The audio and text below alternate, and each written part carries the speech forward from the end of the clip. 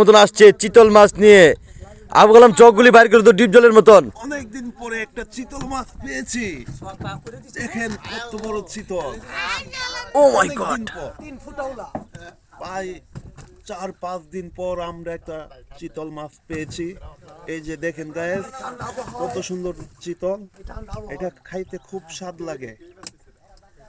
খুব সকালবেলা দেখেন ঘন কুয়াশা, এই কুয়াশার ভিতরে আমরা মাছ ধরতে এসেছি। দেখেন কত সুন্দর চিতল। আরো আছে আমাদের মাছ, ওই যে ওইখানে, ওই যে পিছনে আরো মাছ আছে। এই যে দেখেন কত সুন্দর গাগলাই। এই যে এই মাছটা খাইতে খুব স্বাদ লাগে, খুব তেল আছে মাছের মধ্যে। এই যে দেখেন গাগলাই মাছ। চিতলের ছাউপান আছে নাকি? চিতলের বাচ্চা কত বড় হয় দেখাও তো। চিতলের বাচ্চা মনে করেন যে এই যে এইটাই যে চিতলের বাচ্চা, কত সুন্দর দেখেন, কত সুন্দর। এটাকে তুমি ছেড়ে দাও, এটা